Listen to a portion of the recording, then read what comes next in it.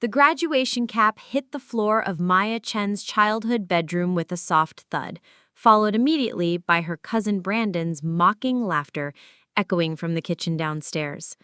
She pressed her back against the closed door, clutching her diploma in art history from State University, the ink still fresh and the pride still stinging from his words just moments before. Art history? Brandon had announced to the entire family dinner table, his voice dripping with disdain. What are you going to do with that, Maya? Become a professional museum visitor? Mom and Dad spent $40,000 so you could learn about dead painters? Maya had stood there in her cap and gown, fresh from the graduation ceremony that her parents had proudly attended just hours earlier, watching as her extended family's congratulatory smiles faded into uncomfortable silence. Her Aunt Linda, Brandon's mother, had placed a sympathetic hand on her shoulder with that particular look reserved for people who make poor life choices. Well, Aunt Linda had said with forced cheerfulness, I'm sure you'll figure something out, sweetheart. Maybe you could work at one of those gift shops in museums. At least it would be related to your field. The family gathering was supposed to celebrate Maya's achievement. Instead, it became an intervention about her future prospects. Uncle Paul, who owned 3 auto repair shops, shook his head while cutting into his prime rib. In my day, people went to college for practical things: engineering, business, accounting, things that actually pay the bills. Brandon, fresh off completing his first year of business school, seemed to relish his role as the family's voice of reason. I mean, seriously, Maya, what's the job market like for art historians? Like 5 positions nationwide? And they probably all require PhDs and pay $30,000 a year. Maya's younger sister Emma tried to intervene. Brandon, that's not fair. Maya worked really hard for her degree. I'm not saying she didn't work hard, Brandon replied, leaning back in his chair with the confidence of someone who believed they understood the world. I'm saying she worked hard on the wrong thing. She could have gotten a business degree like me or gone into healthcare like Sarah. He gestured toward his girlfriend who was studying to become a nurse practitioner. Sarah, to her credit, looked uncomfortable with being used as ammunition.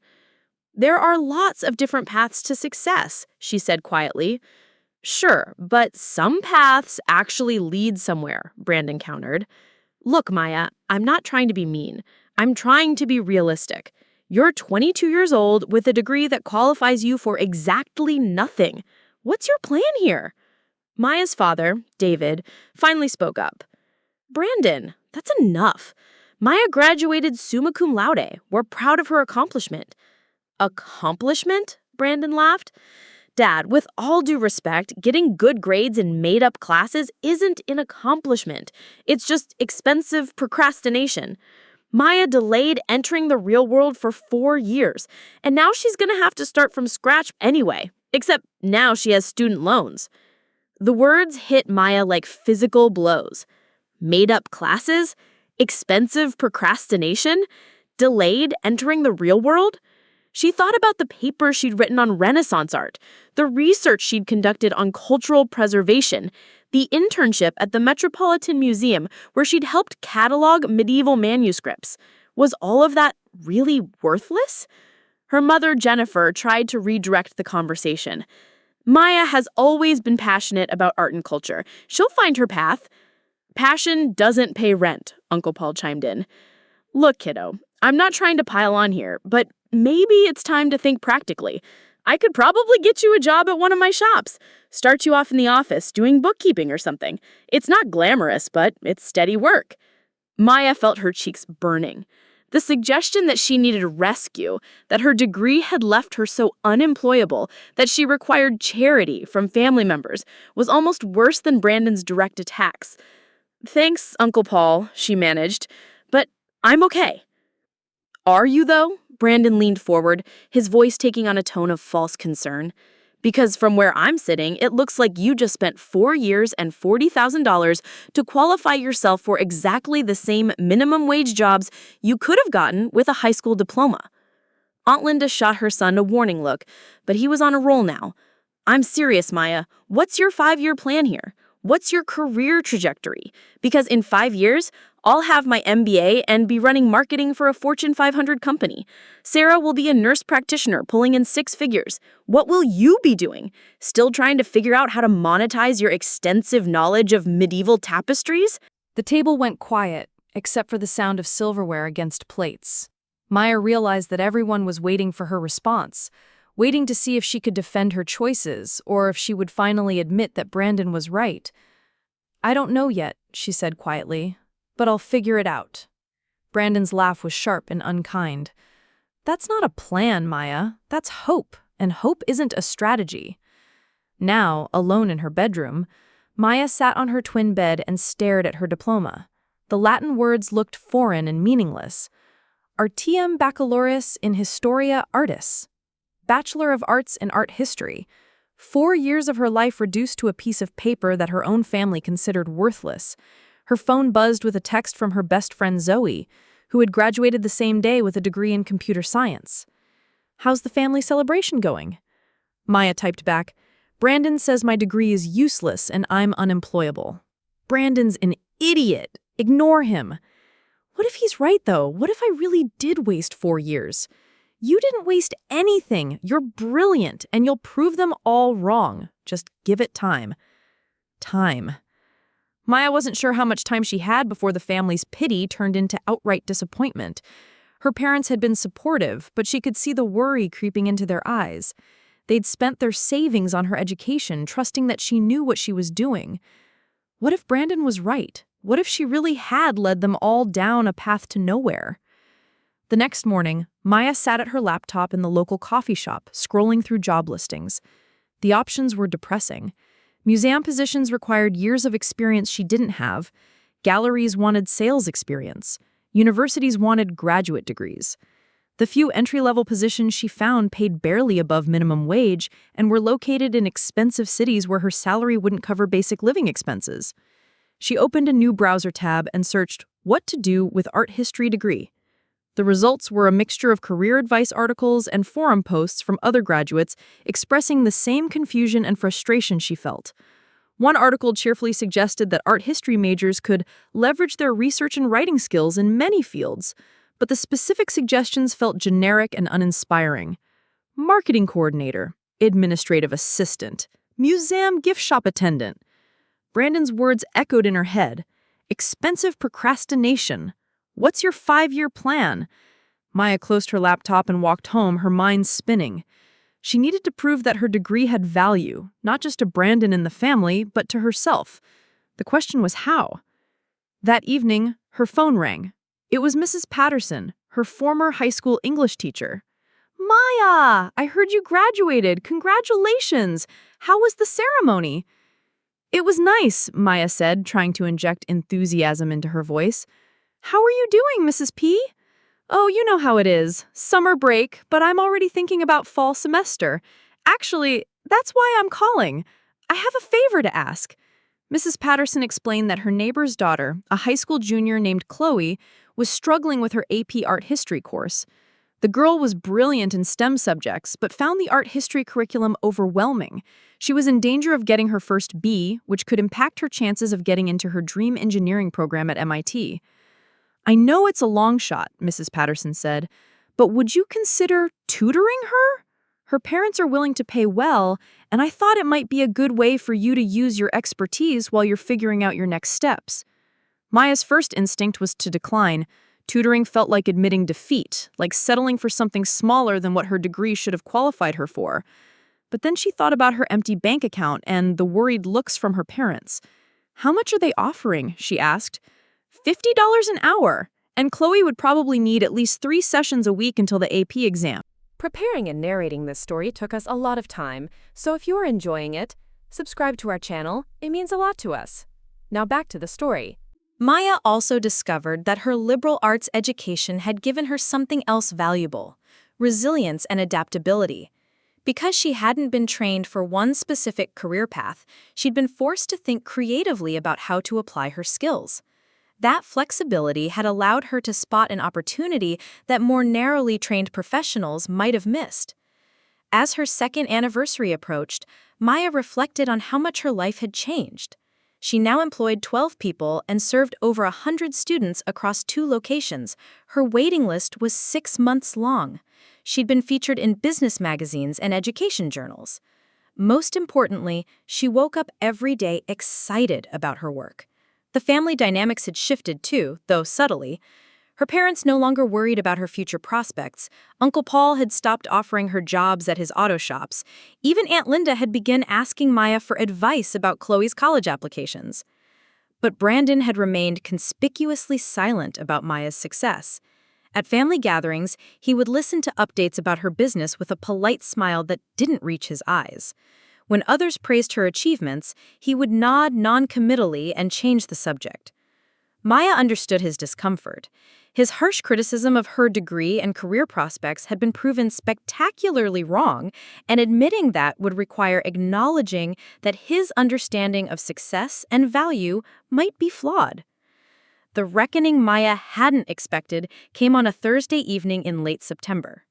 She was working late at her office, preparing materials for a new course on creative writing for high school students, when her phone rang. The caller ID showed Brandon's name. "Hey," he said, his voice lacking its usual confidence. "Are you busy?" "Just finishing up some work. What's up?" There was a long pause. "I need to ask you something, and it's kind of embarrassing." Maya waited. "You know how I'm in my second year of business school?" Brandon continued. "Well, I'm struggling with one of my classes. It's called Strategic Communication, and it's basically about writing and presenting complex business ideas. I'm not doing well." Maya felt a mixture of surprise and sympathy. "What kind of help do you need?" "The professor says my writing lacks depth and nuance. My arguments are too simplistic. I can understand the business concepts fine, but I can't communicate them effectively." His voice was strained. "I know this is weird given what I said about your degree, but I was wondering if you might be willing to help me. I can pay your regular rates." Maya sat back in her chair, processing this turn of events. Brandon, who had mocked her art history degree as worthless, was now asking for help with the very skills that degree had developed in her. "Brandon," she said gently, "you know that writing and critical thinking skills are exactly what liberal arts education is designed to develop, right?" "I know," he said quietly.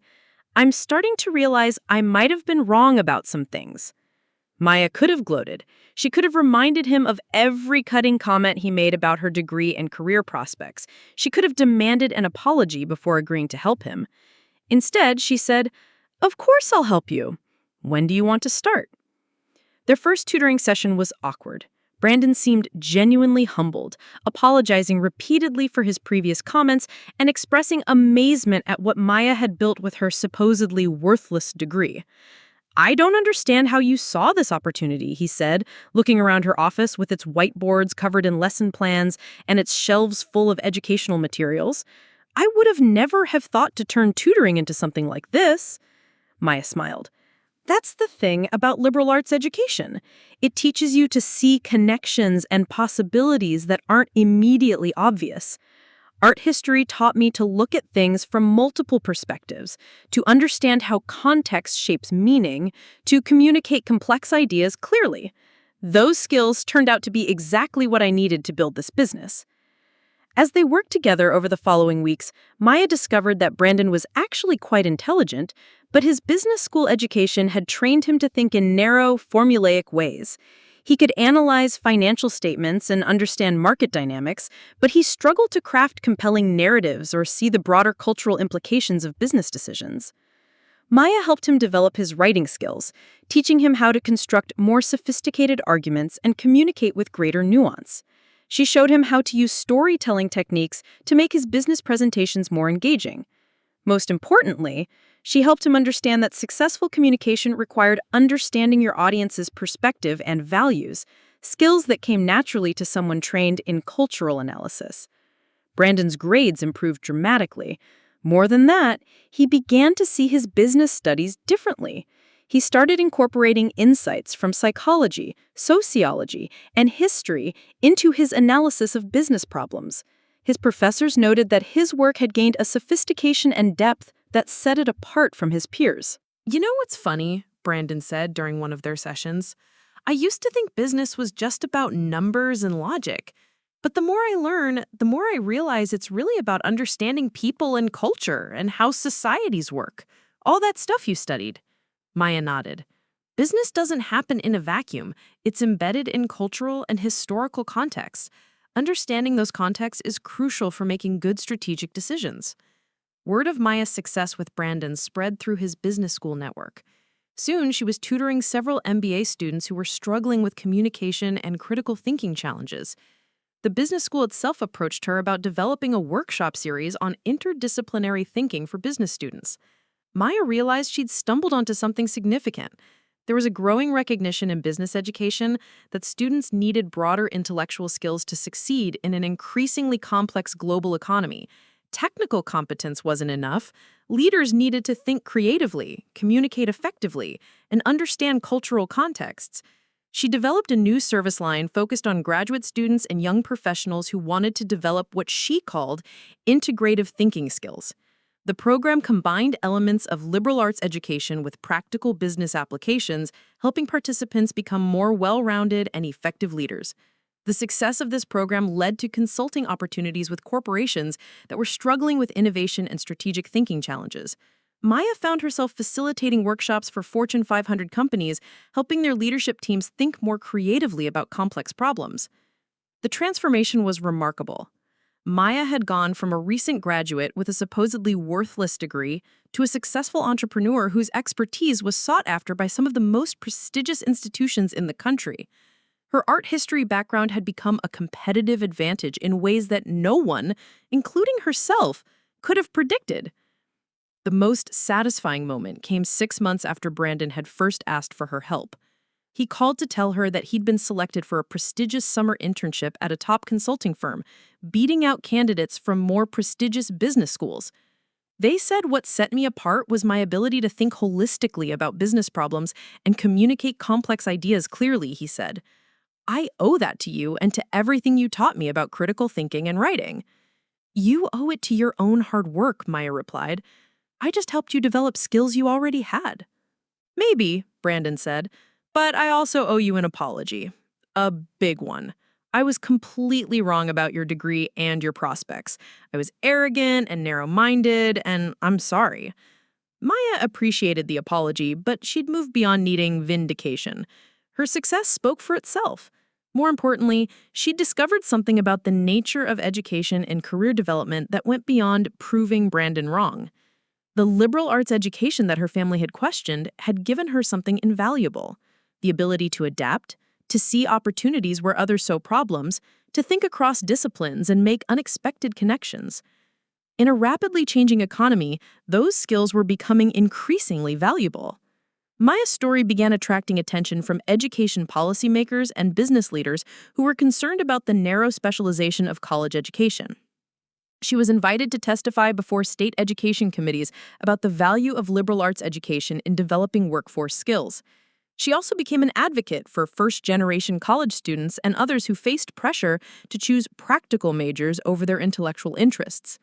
Maya spoke at high schools and colleges about the importance of following your intellectual passions while also thinking strategically about how to apply your skills in the job market. The key isn't choosing between practicality and passion. It's finding creative ways to make your passion practical. Maya's business continued to grow and evolve. She opened locations in 3 more cities and began licensing her curriculum to tutoring centers nationwide. She wrote a book about educational innovation that became a bestseller among parents and educators. She was featured on the cover of education magazines and invited to speak at international conferences. But perhaps the most meaningful recognition came from an unexpected source. 3 years after her graduation, Maya received a letter from the State University Art History Department. They wanted to feature her in their alumni newsletter as an example of the diverse career paths available to art history graduates. Maya Chen's success demonstrates that the critical thinking, research, and communication skills developed through liberal arts education are highly valued in today's economy. Her innovative approach to educational consulting shows how art history graduates can create their own opportunities while making meaningful contributions to society. Maya framed the article and hung it in her office, not as a trophy, but as a reminder of the journey she'd taken. From Brandon's cutting remarks at that family dinner to building a multi-million-dollar business, she'd proven that success couldn't be measured by narrow definitions of practicality or usefulness. The most important lesson Maya learned wasn't about business or education, but about the nature of value itself. Brandon had been wrong, not just about her degree, but about how value is created in the modern economy. He'd assumed that value came from choosing the right career path and following a predetermined trajectory. But Maya had discovered that real value came from thinking creatively about problems, adapting to changing circumstances, and finding innovative ways to apply your unique combination of skills and interests. As she looked back on her journey, Maya realized that Brandon's harsh criticism had actually been a gift. It had forced her to think carefully about what her education had really given her and how she could translate that into economic success. Without his challenge, she might have drifted into a conventional career path and never discovered her talent for educational innovation. Maya also came to understand that her success wasn't just personal, it was part of a larger cultural shift toward recognizing the value of diverse perspectives and interdisciplinary thinking. The economy was becoming more complex and interconnected, creating new opportunities for people who could think across traditional boundaries. Her art history degree hadn't been worthless at all. It had been exactly the preparation she needed for a career that didn't exist when she graduated, but that she was uniquely qualified to create. The question was never whether her degree had value, it was whether she could recognize and develop that value in the ways the job market would reward. Today, Maya Chen stands as proof that educational value can't be measured by simple metrics like starting salaries or obvious career paths. Her journey from family disappointment to successful entrepreneur demonstrates that the most valuable education is often the one that teaches you how to think, not what to think. And somewhere in his consulting firm office, Brandon Chen tells clients about the importance of adaptive thinking and creative problem solving, skills he learned from his cousin who majored in art history. He no longer questions the value of liberal arts education. Instead, he's become one of its most unlikely advocates, understanding now that the skills he once dismissed as practical are exactly what the modern economy needs most. Maya's story continues to evolve as she explores new ways to apply her expertise and expand her impact. But the fundamental lesson remains the same. Education's value isn't determined by other people's expectation or conventional wisdom. It's determined by your ability to recognize your own potential and create opportunities that align with your unique combination of interests and skills. The girl who was once told her degree was worthless now employs dozens of people and has helped thousands of students achieve their academic goals. Her success hasn't just vindicated her educational choices, it's redefined what success can look like for liberal arts graduates in the 21st century.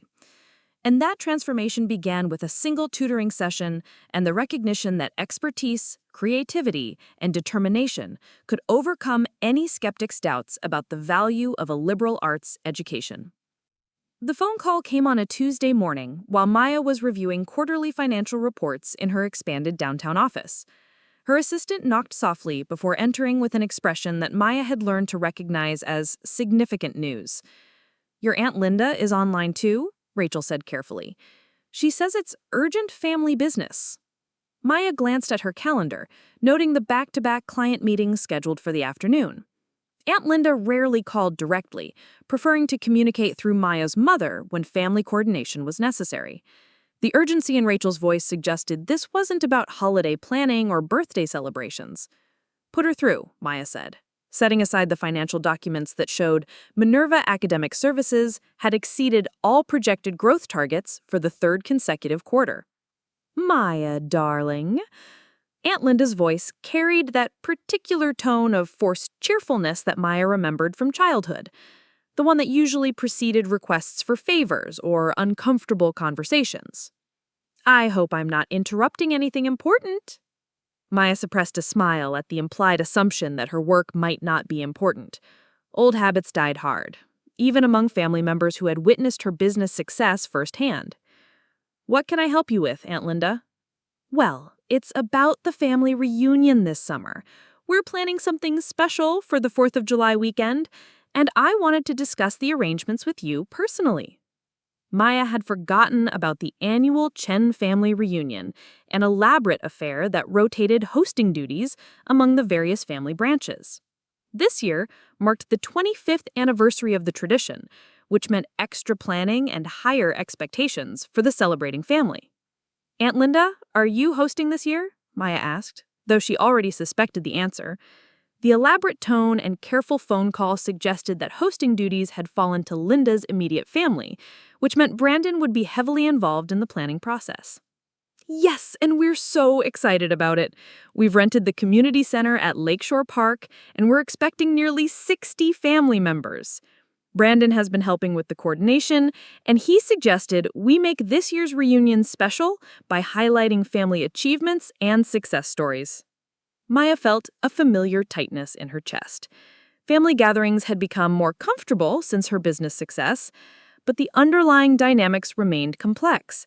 The relatives who had once pitied her now treated her with a mixture of respect and bewilderment, as if her transformation from struggling graduate to successful entrepreneur was some kind of inexplicable phenomenon, rather than the result of hard work and strategic thinking. "That sounds lovely," Maya said diplomatically. "How can I contribute to the planning?" "Actually, that's exactly what I wanted to discuss with you. Brandon had an idea, and I think it's brilliant. He suggested we create a presentation about family success stories, highlighting how different family members have built their careers and contributed to their communities. He thought you might be willing to share your story about building your tutoring business." The request was reasonable on its surface, but Maya detected undertones that made her cautious. Brandon's involvement in planning the presentation felt particularly significant given their complicated history. She wondered whether this was a genuine attempt at family reconciliation or something more calculated. "What kind of presentation are you envisioning?" Maya asked. "Oh, nothing too formal. Just brief talks from family members about their career journeys, what they've learned, maybe some advice for the younger generation. Brandon will be talking about his consulting work. Your cousin Jennifer will discuss her nursing career. Uncle Paul might share some insights about entrepreneurship from his auto shop experience." Maya noticed that her aunt carefully framed the presentation as a collection of equal contributions, but the subtext suggested something different. Brandon's career in consulting, Jennifer's healthcare profession, Paul's established businesses, these were safe, conventional success stories that the family understood and celebrated. Maya's unconventional path, from art history graduate to educational entrepreneur, remained something of an anomaly that required explanation. "That sounds lovely," Maya said diplomatically. "How can I contribute to the planning?" "Actually, that's exactly what I wanted to discuss with you. Brandon had an idea, and I think it's brilliant. He suggested we create a presentation about family success stories, highlighting how different family members have built their careers and contributed to their communities. He thought you might be willing to share your story about building your tutoring business." The request was reasonable on its surface, but Maya detected undertones that made her cautious. Brandon's involvement in planning the presentation felt particularly significant given their complicated history. She wondered whether this was a genuine attempt at family reconciliation or something more calculated. "What kind of presentation are you envisioning?" Maya asked. "Oh, nothing too formal. Just brief talks from family members about their career journeys, what they've learned, maybe some advice for the younger generation. Brandon will be talking about his consulting work. Your cousin Jennifer will discuss her nursing career. Uncle Paul might share some insights about entrepreneurship from his auto shop experience." Maya noticed that her aunt carefully framed the presentation as a collection of equal contributions, but the subtext suggested something different. Brandon's career in consulting, Jennifer's healthcare profession, Paul's established businesses, these were safe, conventional success stories that the family understood and celebrated.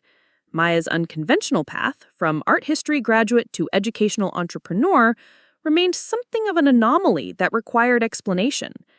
"I'd be happy to participate," Maya said finally. "Should I prepare slides or just speak informally?" "Brandon is coordinating the technical aspects, so you could ask him about the format. I think he's hoping for something polished and professional. You know how he is about presentations." Maya did indeed know how Brandon was about presentations. His business school training had made him meticulous about visual aids, messaging frameworks, and audience engagement strategies. If he was coordinating the technical aspects of the family presentation, he would expect the same level of professional polish that he brought to his corporate consulting work. After ending the call with Aunt Linda, Maya sat quietly in her office contemplating the invitation. The family reunion would provide an opportunity to share her story with relatives who had witnessed her journey from uncertain graduate to successful business owner. But it would also place her in the spotlight in a way that felt both validating and vulnerable. Maya's relationship with her extended family had evolved significantly since graduation day. The relatives who had once questioned her career prospects now spoke about her business with a mixture of pride and confusion. They celebrated her financial success while struggling to understand exactly what she did or how her seemingly impractical education had led to such prosperity. Rachel knocked again and entered with Maya's afternoon schedule. "Your 3:30 appointment is here early. Should I have them wait, or would you prefer to start the session now?"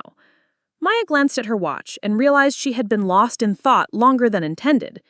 "Give me 5 minutes to transition, then bring them in." The afternoon sessions proceeded with their usual intensity.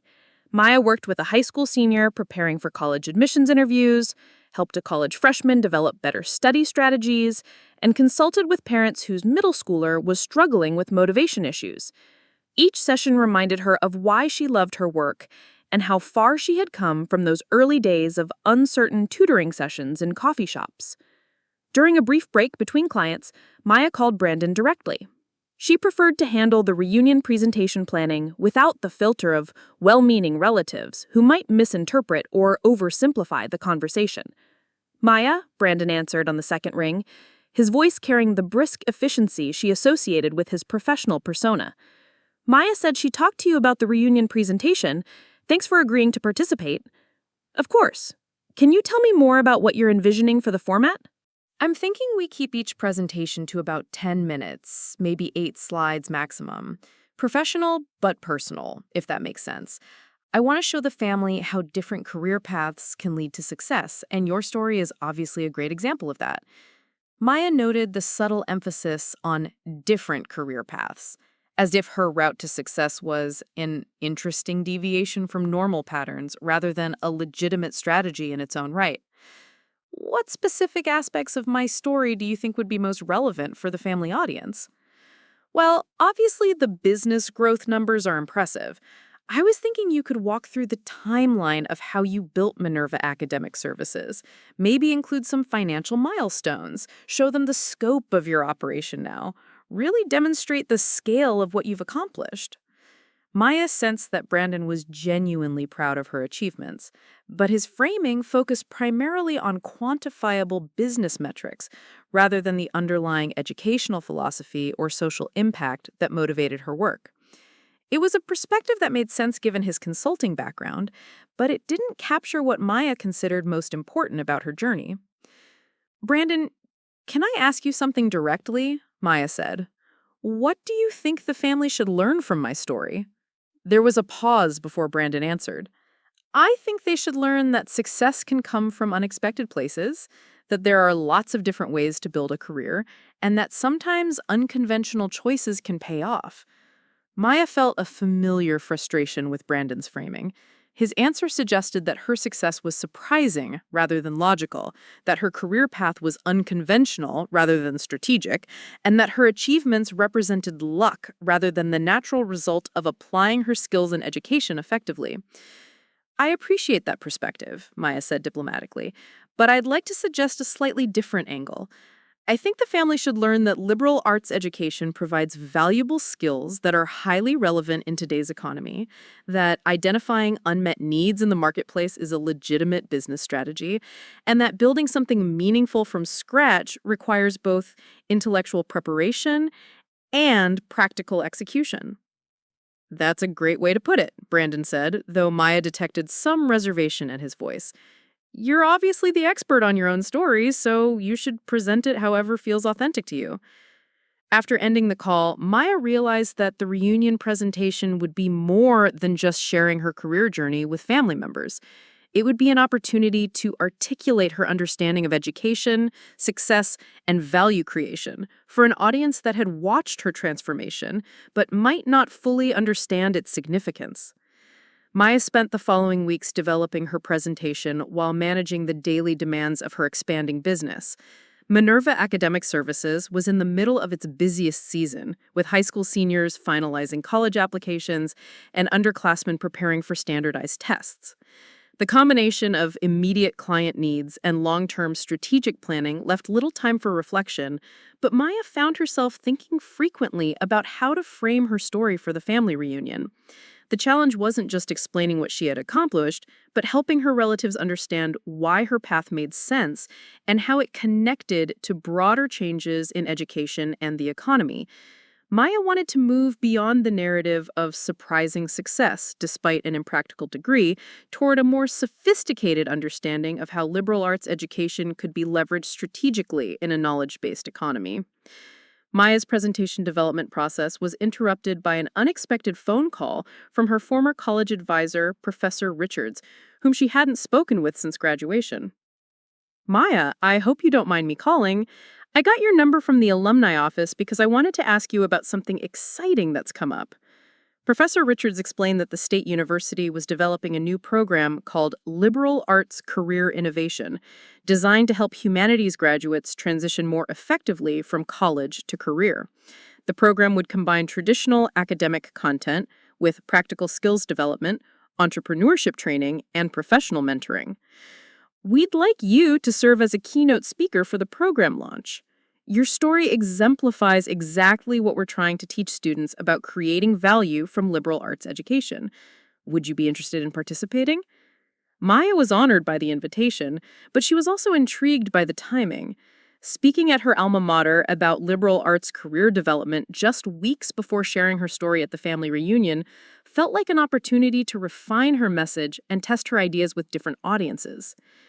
"I'd be delighted to participate," Maya said. "When is the program launch scheduled?" "Early June, about a month before your family reunion.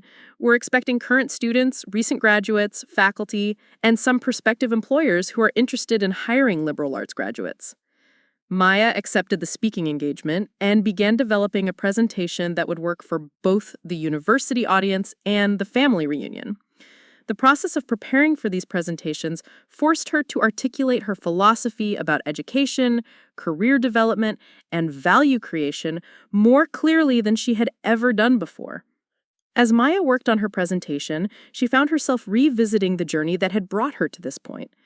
The transformation from uncertain art history graduate to successful entrepreneur hadn't been accidental or lucky.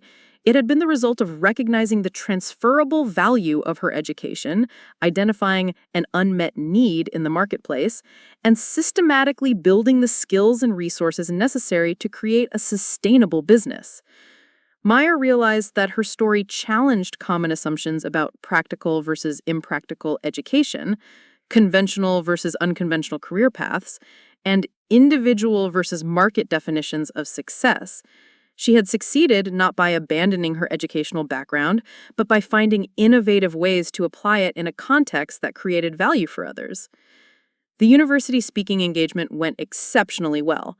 Maya presented to an audience of nearly 200 people, including current students who are grappling with the same career uncertainty she had experienced, recent graduates who are struggling to find their professional footing, and faculty members who are seeking to better prepare their students for post-graduation success. Maya's presentation focused on three key themes: recognizing the value of liberal arts skills in a complex economy, identifying opportunities to apply those skills in innovative ways, and building systems that create value for both yourself and others.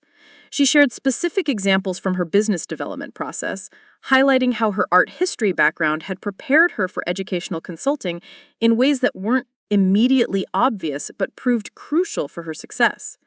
The audience response was enthusiastic and thoughtful. Students asked detailed questions about the practical steps involved in starting an educational consulting business. Faculty members inquired about curriculum modifications that might better prepare students for entrepreneurial careers. Prospective employers expressed interest in understanding how liberal arts graduates could contribute to their organizations. After the presentation, Maya was approached by several attendees who wanted to discuss their own career challenges and opportunities. A recent English literature graduate was considering starting a content marketing consultancy. A philosophy major was exploring opportunities in organizational development consulting. An art history student was interested in cultural heritage preservation entrepreneurship. Maya realized that her story had resonated not because it was unique or surprising, but because it demonstrated a systematic approach to career development that could be adapted to different disciplines and market opportunities. The liberal arts education that had been dismissed as impractical was actually providing excellent preparation for the kind of adaptive, creative thinking that modern careers required. The university experience gave Maya confidence about her upcoming family reunion presentation. She had tested her ideas with a sophisticated audience and received validation that her perspective was accurate and valuable. More importantly, she had clarified her own understanding of why her journey mattered and what lessons it offered for others facing similar challenges. Maya returned home from the university speaking engagement energized and focused. She finalized her family reunion presentation, incorporating insights from the university experience, while adapting the content for an audience that knew her personally, but might not fully understand the broader implications of her career development process. The presentation would cover her journey from graduation day uncertainty through the early tutoring experiences that revealed her natural teaching abilities, the systematic business development process that transformed individual tutoring into a comprehensive educational consulting firm, and the ongoing evolution of her work as she expanded into new markets and service offerings. But Maya also planned to address the underlying assumptions that had shaped her family's initial response to her career choices.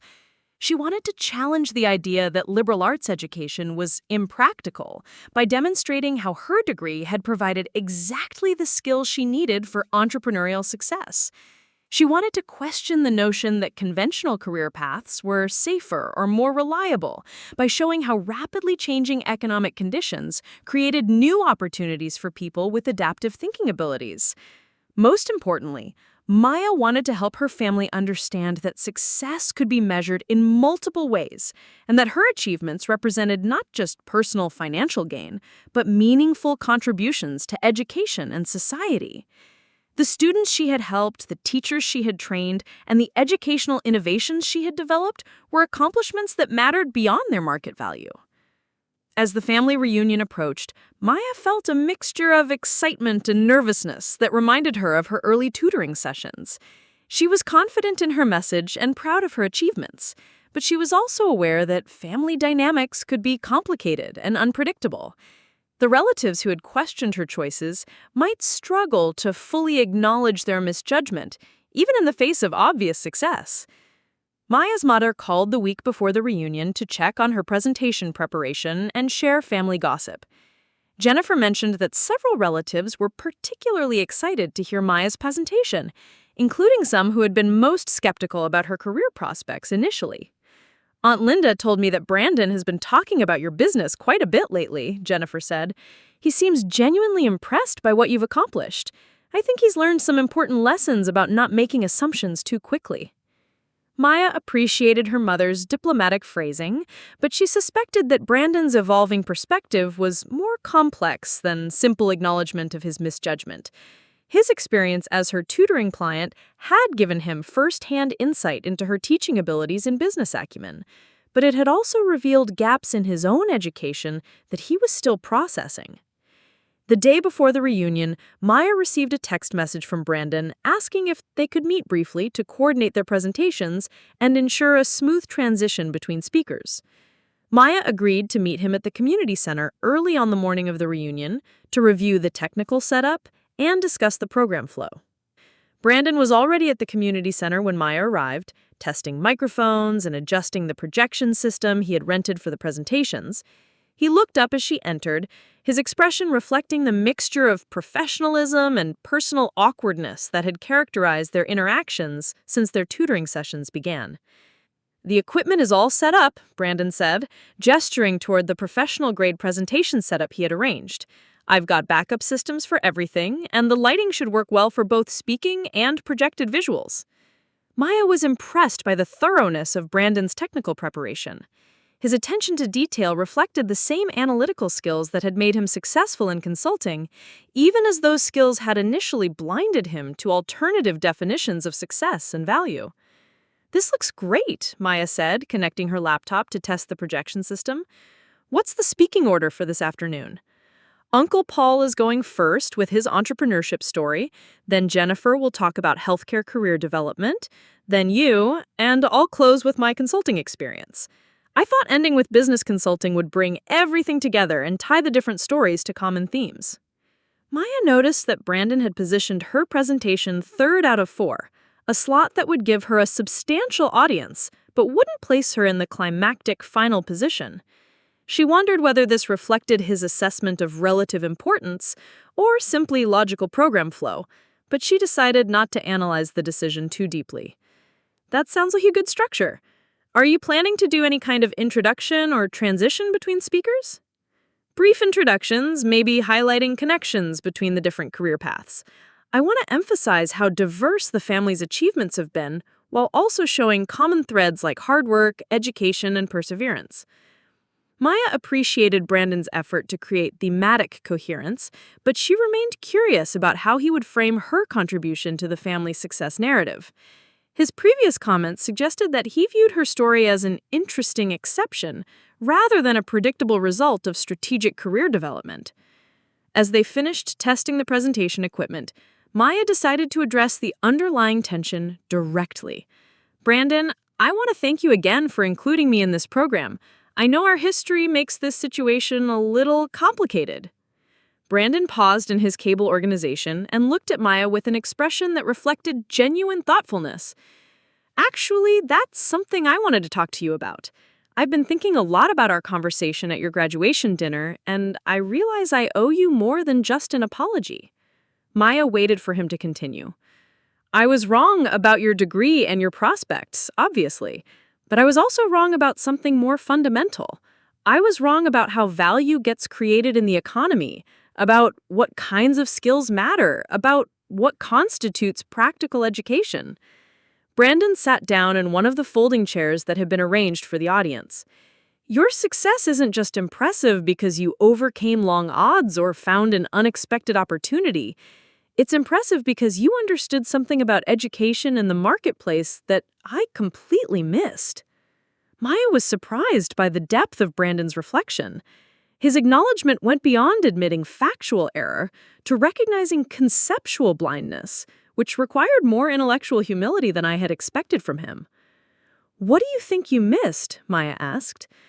"I thought practical education meant learning specific skills for specific jobs. I thought career success meant following established paths and meeting conventional benchmarks. I thought value creation was straightforward and predictable." Brandon shook his head. "But you showed me that the most practical education might be the one that teaches you how to think across disciplines, identify problems that others don't see, and create solutions that don't exist yet." Maya felt a mixture of validation and sympathy. Brandon's intellectual journey mirrored her own in some ways, as both of them had been forced to reconsider fundamental assumptions about education and career development. The difference was that Maya's reconsideration had been prompted by necessity and opportunity, while Brandon's had been prompted by evidence that contradicted his confident predictions. "I think you're being too hard on yourself," Maya said. "Your perspective made sense given what you were taught about career development and market dynamics. The problem wasn't your intelligence or your work ethic. The problem was that you were using frameworks that didn't account for rapid economic change and new forms of value creation." "Maybe," Brandon said, "but I should have been more humble about making predictions, especially about something as complex as another person's career prospects. And I definitely shouldn't have dismissed an entire field of study without understanding what it actually teaches." Maya appreciated Brandon's willingness to engage in genuine self-reflection, but she was also aware that their conversation was occurring in the context of his family reunion planning responsibilities. She wondered whether his acknowledgement of error was motivated primarily by intellectual honesty or by the practical need to manage family dynamics gracefully. "Well, we've both learned things over the past few years," Maya said diplomatically. "I'm looking forward to hearing your presentation this afternoon. I think your consulting experience will provide valuable insights for the family. Brandon smiled, and Maya sensed that he appreciated her willingness to move beyond recrimination toward mutual respect. Their relationship would probably never be simple, given their complicated history, but it seemed possible that they could develop a more mature dynamic based on professional acknowledgement rather than family hierarchy. As family members began arriving at the community center for the reunion festivities, Maya found herself observing the group dynamics with new perspective. The relatives who had attended her graduation dinner were all present, but their interactions with her reflected the changed circumstances of the intervening years. Aunt Linda greeted Maya with genuine warmth and pride, asking detailed questions about her business expansion plans and sharing news about other family members who had requested Maya's tutoring services for their children. Uncle Paul engaged Maya in a lengthy conversation about entrepreneurship challenges, treating her as a peer rather than a niece who needed career guidance. Even the younger family members approached Maya differently. Cousins who had been in high school during her post-graduation uncertainty now asked her advice about college major selection and career planning. They viewed her as someone who had successfully navigated the transition from academic achievement to professional success, rather than someone who had made questionable educational choices. Maya realized that her transformation in the family's perception was about more than financial success or business recognition. She had evolved from someone who needed guidance and support to someone who could provide guidance and support to others. The shift represented not just career advancement, but intellectual and social maturation that the family acknowledged and respected. The formal presentation program began after lunch, with Uncle Paul sharing his entrepreneurship story in his characteristic, straightforward style. He discussed the practical challenges of building a service business, the importance of customer relationships, and the financial discipline required for long-term sustainability.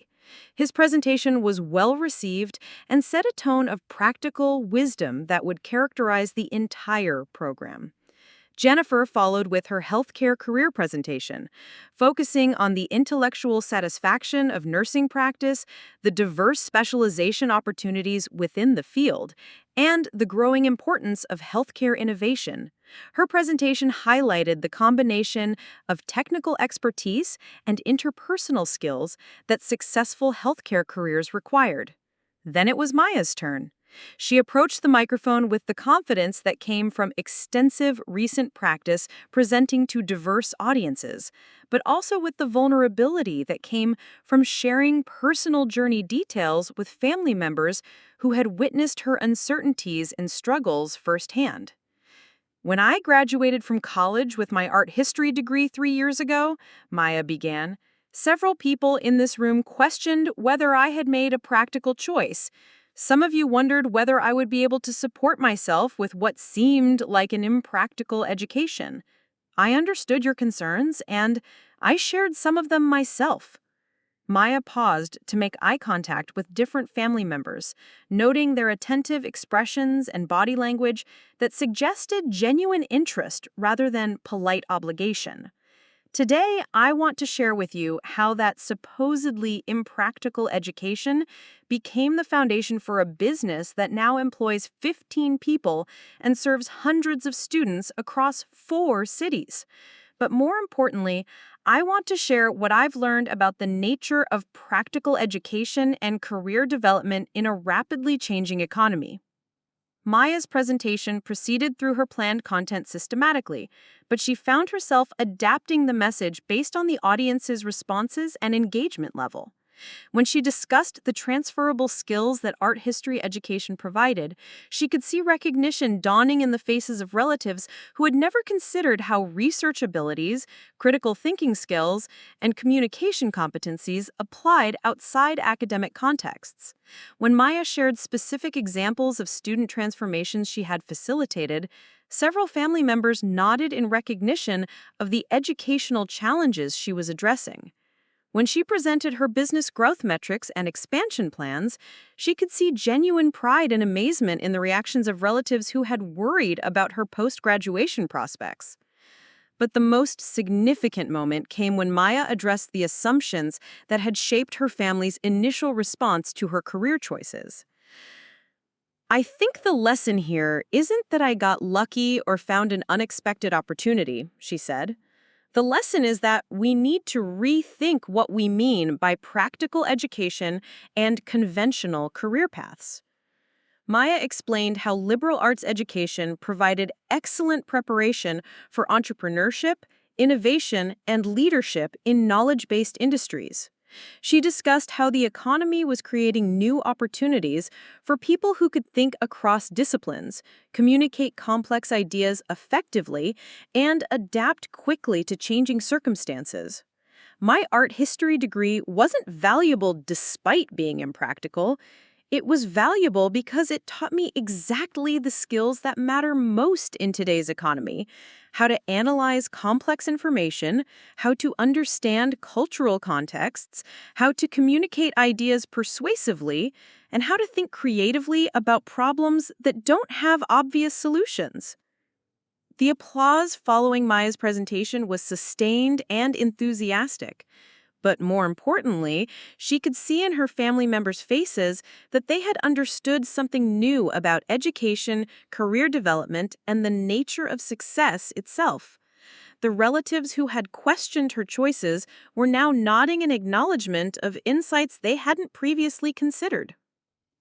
Brandon's presentation followed Maya's, and she listened with interest to his discussion of consulting career development. His content was polished and informative, covering the analytical skills required for business consulting, the client relationship management aspects of the work, and the intellectual satisfaction of solving complex organizational problems. But Maya noticed that Brandon's presentation style had evolved since their tutoring sessions began. His communication was more nuanced, his examples more sophisticated, and his analysis more culturally informed. The skills Maya had helped him develop were evident in his improved ability to connect business concepts to broader social and historical contexts. When Brandon finished his presentation, he made a comment that surprised Maya and seemed to surprise several family members as well. "Before I conclude," he said, "I want to acknowledge something important. The communication and critical thinking skills that have been essential for my consulting success are exactly the skills that liberal arts education develops most effectively.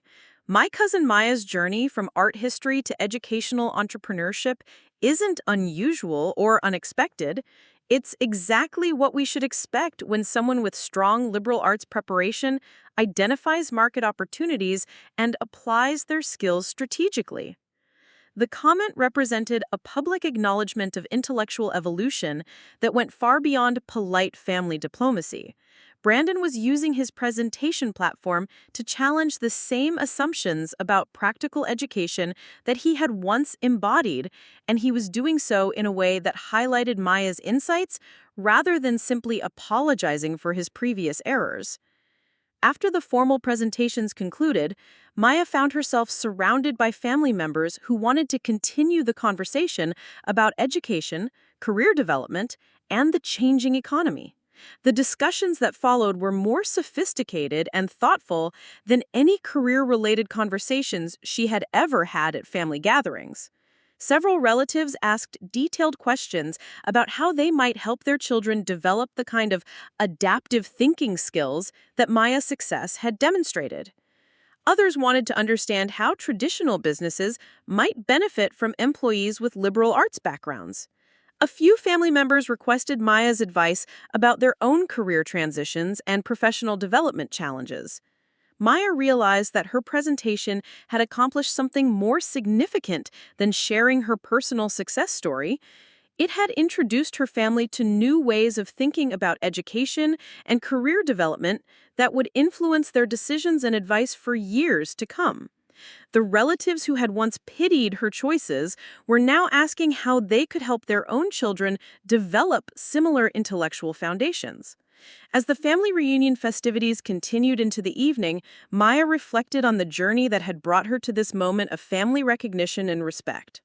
The transformation from uncertain graduate to successful entrepreneur was satisfying, but the intellectual journey from defensive justification to confident articulation of her educational philosophy felt even more meaningful. Maya's phone buzzed with a text message from one of her former college professors who had heard about the university's speaking engagement from Professor Richards. Heard your presentation went extremely well. Would you be interested in developing a course for our business school about liberal arts applications in entrepreneurship? Maya smiled at the irony of being invited to teach business students about the practical value of liberal arts education. The same academic approaches that had been dismissed as impractical were now being recognized as essential preparation for business leadership and innovation.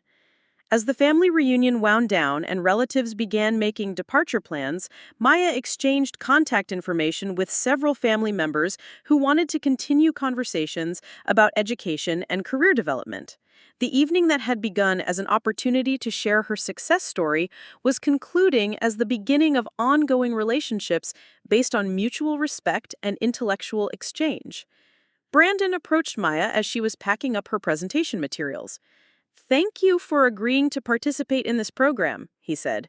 "Your presentation was the highlight of the afternoon, and I think it changed how a lot of people in our Maya realized that Brandon had understood something important about the power of reframing assumptions and challenging conventional wisdom.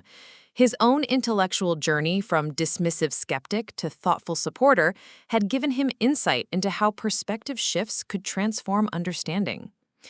"Well, we've all learned things over the past few years," Maya said, echoing her comment from earlier in the day. "I think that's what makes family relationships interesting. We get to watch each other grow and evolve." As Maya drove home from the reunion, she thought about the multiple audiences she had addressed recently and the different ways her story resonated with various groups. University students and faculty were interested in practical applications of liberal arts education. Family members were curious about career development strategies and parenting implications. Business professionals wanted to understand how liberal arts graduates could contribute to organizational success. But the common thread across all these audiences was recognition that rapid economic change was creating new opportunities for people with adaptive thinking abilities, strong communication skills, and interdisciplinary perspectives. Maya's success wasn't an anomaly or an exception. It was an early example of career patterns that would become increasingly common as the economy continued evolving. Maya's story had begun with family doubt about the practical value of her education. It was now becoming a case study in how liberal arts graduates could create value in unexpected ways and challenge assumptions about what constituted practical preparation for professional success. The journey from individual vindication to broader educational insight represented exactly the kind of intellectual evolution that liberal arts education was designed to foster. As Maya pulled into her driveway, she reflected on how much her relationship with her family had changed and how much her understanding of her own career journey had deepened. The reunion presentation had been satisfying not just because it demonstrated her success, but because it had helped her articulate the principles and insights that would guide her future work. Maya's phone buzzed with a text message from Emma, her younger sister, who had listened to the presentation with particular interest as she approached her own college graduation. "Your presentation today was amazing.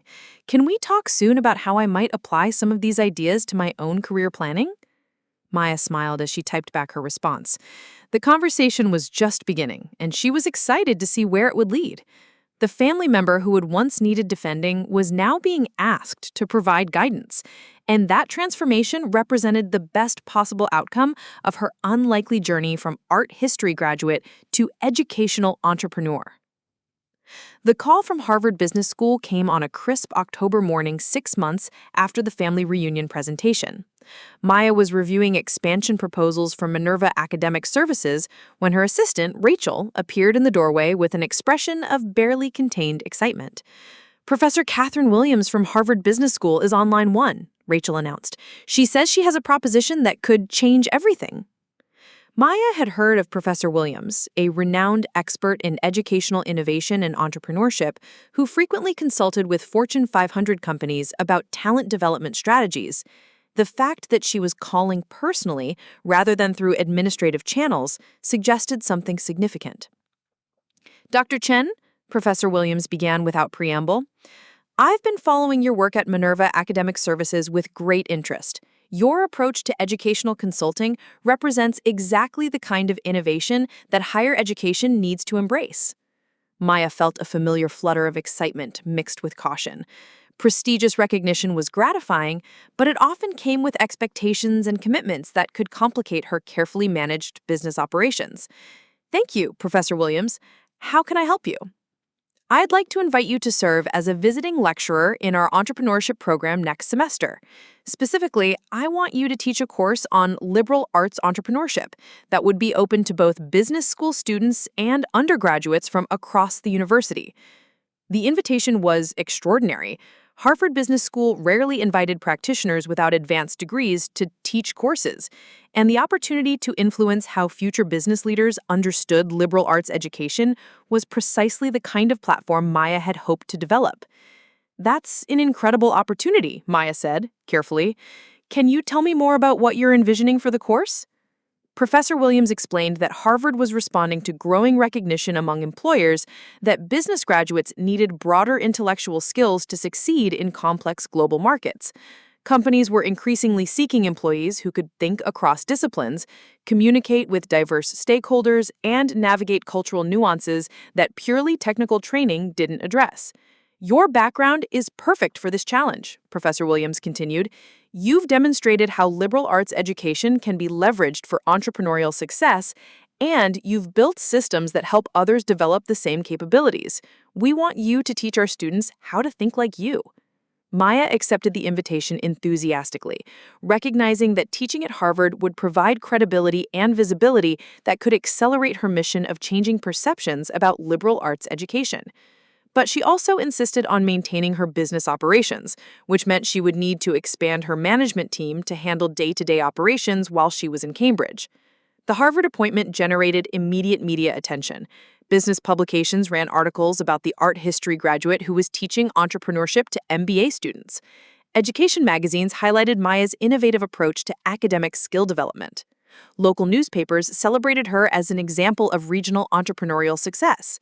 Maya's family reacted to the Harvard news with amazement and pride that surpassed even their response to her business success. Uncle Paul called personally to congratulate her and ask whether she might consider writing a book about her career development strategies. Aunt Linda forwarded the newspaper articles to every family member and friend, adding enthusiastic commentary about Maya's remarkable achievements. Brandon's response was particularly interesting. He sent a thoughtful email congratulating Maya on the Harvard appointment and reflecting on how her success was challenging conventional assumptions throughout their professional networks. Your story is becoming required reading in my consulting firm, Brandon wrote. Our managing partners are using your career trajectory as an example of how liberal arts graduates can create value in unexpected ways. Several clients have asked us to help them identify and recruit candidates with your kind of background. Maya was amused by the irony of Brandon's consulting firm using her story to advise clients about talent acquisition strategies. The cousin who had once dismissed her degree as worthless was now professionally advocating for the value of exactly the education he had criticized. But the real transformation in family dynamics became apparent when Maya received a call from her youngest cousin, David, who was a sophomore at a prestigious East Coast college majoring in philosophy. David had been questioning his academic choices after pressure from his parents and career counselors to switch to a more practical major. Everyone keeps telling me that philosophy is useless for getting jobs, David said during their phone conversation, but your story makes me think maybe I'm wrong to doubt myself. Can you help me understand how to make my education practical without abandoning what I love studying?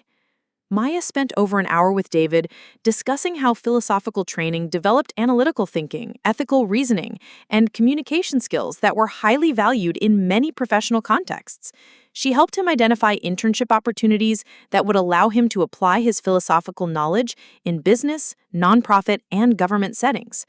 The conversation with David led to similar requests from other family members who were reconsidering their assumptions about practical education.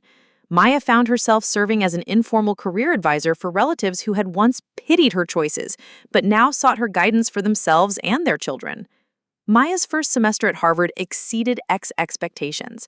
Her course on liberal arts entrepreneurship attracted students from across the university, including MBA candidates, undergraduates from various departments, and even doctoral students who wanted to understand how academic research could be translated into practical applications. Maya used her own career journey as a case study, but she also brought in guest speakers from diverse backgrounds who had leveraged liberal arts education for entrepreneurial success. The student response was overwhelmingly positive. Course evaluations praised Maya's ability to make abstract concepts concrete, her skill in facilitating meaningful class discussions, and her talent for helping students recognize their own potential for creating value in unexpected ways. But the most significant impact came from the connections Maya formed with other Harvard faculty members who are interested in her research on educational innovation. Professor Williams introduced Maya to colleagues in the education school, the psychology department, and the public policy program who were working on related questions about skills development and career preparation. These interdisciplinary conversations led to collaborative research opportunities that would expand Maya's influence beyond individual tutoring and business consulting. Maya began developing partnerships with researchers who were studying learning effectiveness, educational technology, and workforce development policy. During her time at Harvard, Maya also received an unexpected invitation from the Department of Education in Washington to participate in a task force on liberal arts education and economic competitiveness. The federal government was grappling with questions about how to prepare American workers for an increasingly knowledge-based global economy, and Maya's success story provided evidence that liberal arts education could be more economically relevant than commonly assumed.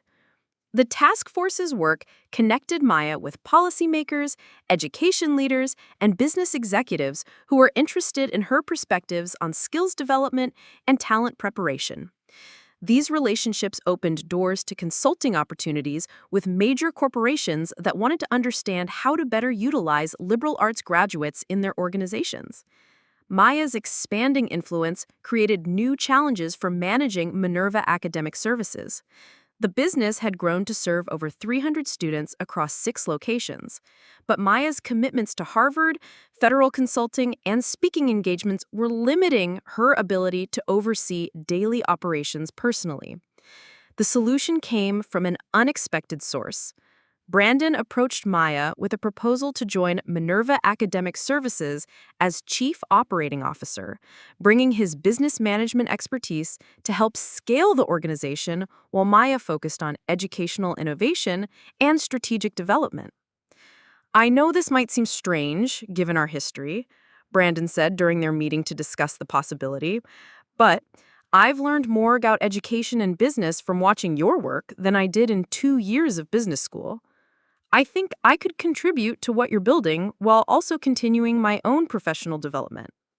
Maya was initially skeptical about working closely with Brandon, given their complicated relationship history, but his tutoring experience had demonstrated genuine intellectual growth, and his business management skills were exactly what Minerva Academic Services needed for its next phase of development. After extensive discussion and careful consideration of roles and responsibilities, Maya offered Brandon the position with clearly defined parameters. He would handle operational management, financial planning, and business development, while Maya maintained control over educational philosophy, curriculum development, and strategic direction. The partnership proved remarkably effective. Brandon's analytical skills and attention to detail complemented Maya's creative vision and educational expertise. Together, they developed systems for scaling Minerva's operations while maintaining the quality and personalization that had made the business successful. Under Brandon's operational leadership, Minerva Academic Services expanded to 12 locations across 3 states. The business diversified its service offerings to include corporate training programs, teacher professional development workshops, and online courses that could reach students internationally. Maya's role evolved from hands-on tutoring to strategic oversight and innovation development. She continued teaching at Harvard part-time while leading Minerva's research initiatives and developing new educational methodologies that other tutoring organizations began licensing and implementing. The collaboration between Maya and Brandon also had unexpected personal benefits. Working together professionally allowed them to develop a relationship based on mutual respect and shared goals rather than family hierarchy and historical resentments. Brandon's intellectual humility about his previous misjudgments, combined with his genuine appreciation for Maya's achievements, created the foundation for a productive partnership. Maya's success continued generating recognition from prestigious institutions and influential organizations. She received honorary degrees from 2 universities, was invited to join the board of directors for a major educational foundation, and was featured on the cover of several business magazines as an example of innovative entrepreneurship. The media attention brought Minerva Academic Services to national prominence and created demand for Maya's consulting services from educational institutions, corporations, and government agencies across the country. The business that had started as individual tutoring sessions in coffee shops had evolved into a nationally recognized organization that was influencing conversations about education and economic development. But perhaps the most satisfying recognition came from an unexpected source. The State University Art History Department, where Maya had completed her undergraduate degree, invited her to deliver the commencement address for the graduating class 5 years after her own graduation. Standing at the podium where she had once sat as an uncertain graduate, Maya addressed an audience that included current students, faculty members, proud family members, and university administrators who were eager to celebrate her achievements as validation of their educational mission. 5 years ago, I sat where you're sitting today. I had spent 4 years studying art history, and I wasn't sure how to translate my education into a meaningful career. Some people questioned whether I had made practical choices. Others wondered whether my degree would be valuable in the job market. Maya paused to look at the audience, noting the attentive expressions of students who were probably grappling with similar uncertainties about their post-graduation prospects. Today, I want to share with you what I've learned about the value of liberal arts education and how to create opportunities that align with your intellectual interests and social values. But more importantly, I want to challenge the assumptions that lead people to question the practical value of the education you've just completed. Maya's commencement address focused on the skills that liberal arts education develops and how those skills create value in a rapidly changing economy. She discussed the importance of intellectual curiosity, critical thinking, cultural competency, and adaptive reasoning in addressing complex global challenges. But she also addressed the practical aspects of career development, sharing specific strategies for identifying opportunities, building professional networks, and creating value propositions that resonated with employers and clients. Maya wanted to provide graduating students with both inspiration and actionable guidance for navigating their post-graduation transitions. The speech concluded with a challenge to the graduates to think ambitiously about their potential contributions to society and to resist pressure to compromise their intellectual interests for perceived practical advantages. Don't let anyone convince you that your education is impractical or irrelevant, Maya told the graduates. The skills you've developed here are exactly what the world needs most. Your job is to find creative ways to apply those skills in contexts that create value for others while fulfilling your own potential for meaningful work.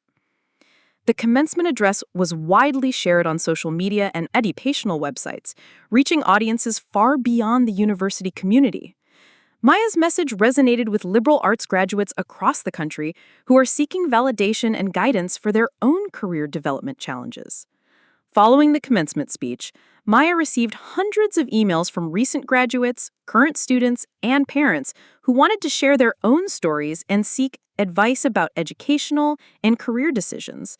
The volume of responses confirmed that Maya's experience addressed widespread concerns about the relationship between liberal arts education and professional success. Maya's expanding influence also attracted attention from international organizations that were interested in her educational innovations. She was invited to speak at conferences in Europe and Asia about entrepreneurship education and skills development, sharing her insights with educators and business leaders who were grappling with similar challenges in their own countries. These international experiences exposed Maya to different approaches to education and career development, while confirming that the fundamental challenges she addressed were global in scope. Liberal arts graduates everywhere were struggling to translate their education into professional opportunities, and educational institutions worldwide were seeking better ways to prepare students for rapidly evolving job markets. Maya began developing partnerships with international educational organizations that wanted to adapt her methodologies for different cultural contexts. These collaborations created opportunities for cross-cultural research about learning effectiveness and career preparation strategies. The global expansion of Maya's influence also generated new business opportunities for Minerva Academic Services. International students seeking admission to American universities requested tutoring services that would help them develop the analytical and communication skills that American colleges valued. American students planning to study or work abroad. Maya's policy recommendations focused on creating incentives for interdisciplinary education, supporting entrepreneurship training for liberal arts students, and developing partnerships between educational institutions and employers that would facilitate better career transitions for graduates from diverse academic backgrounds. The White House Conference also provided networking opportunities with influential leaders who could amplify Maya's message and support her ongoing work. Several Fortune 500 CEOs expressed interest in consulting with Minerva Academic Services about talent development strategies, while university presidents wanted to explore partnerships that would enhance their career preparation programs. Following the White House conference, Maya was approached by a major publisher about writing a book that would share her insights about liberal arts education and career development with a broader audience. The book proposal offered an advance that exceeded Maya's first-year business revenue. But more importantly, it provided an opportunity to systematically articulate the philosophy that had guided her success. Maya spent 8 months writing The Liberal Arts Advantage: How to Create Value from Unexpected Education, a book that combined memoir elements with practical career development guidance and broader analysis of economic trends that were creating new opportunities for adaptable thinkers. The book became a bestseller among college students, recent graduates, parents, and educators who were seeking new perspectives on the relationship between education and career success. Business leaders also embraced the book as a guide for understanding how to identify and develop talent in an increasingly complex marketplace. Maya's book tour included appearances on national television programs, interviews with major magazines, and speaking engagements at universities and corporations across the country. The media attention further elevated her profile and created demand for her consulting services that exceeded Minerva's capacity to respond. But the most personally satisfying aspect of the book's success was the response from Maya's extended family. Relatives who had once questioned her educational choices now proudly shared news of her achievements with their own networks, treating her success as validation of the family's intellectual values and support systems. Uncle Paul organized a family celebration when Maya's book reached the bestseller list, inviting extended relatives to a dinner party where he presented Maya with a framed copy of the newspaper article announcing the achievement. His toast emphasized how proud the family was of Maya's accomplishments and how much they had learned from her journey. Aunt Linda approached Maya privately during the celebration to apologize for her initial doubts about Maya's career prospects and to thank her for changing how the family thought about education and success. "You've taught all of us to think more broadly about what's possible," Linda said. "I'm encouraging my own children to follow their intellectual interests because of what you've demonstrated." Even Brandon, who had evolved from critic to collaborator, used the family celebration as an opportunity to publicly acknowledge how much working with Maya had expanded his understanding of business, education, and leadership. Maya didn't just prove us wrong about her career prospects, she taught us new ways to think about creating value and measuring success. The family celebration represented the complete transformation of Maya's relationship with her extended relatives. She had progressed from the recipient of concerned advice to the provider of wisdom and inspiration for family members facing their own career and educational decisions. Maya's success also generated opportunities for her immediate family members. Her parents were invited to speak at parenting conferences about supporting children's educational choices, sharing their experience of trusting Maya's academic interests even when the practical applications weren't immediately apparent. Emma, Maya's younger sister, had graduated with a degree in comparative literature and used Maya's career development strategies to build a successful content consulting business that served nonprofit organizations and social enterprises. Emma credited Maya's guidance and example with giving her confidence to pursue unconventional career opportunities that aligned with her values and interests.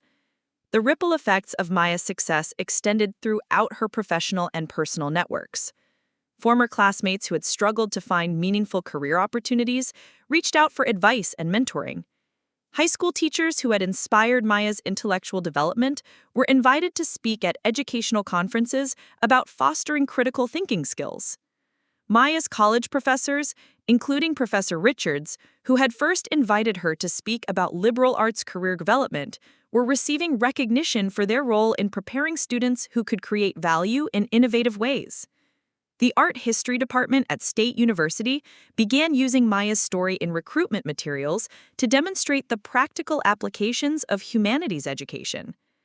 As Maya reflected on her journey from uncertain graduate to nationally recognized entrepreneur and thought leader, she realized that her success had transcended personal achievement to become a catalyst for broader conversations about education, career development, and economic opportunity.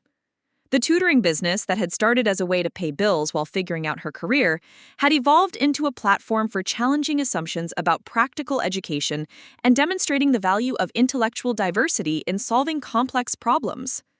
Maya's story had particular resonance for students and families who were questioning whether liberal arts education was worth the investment in an increasingly competitive job market.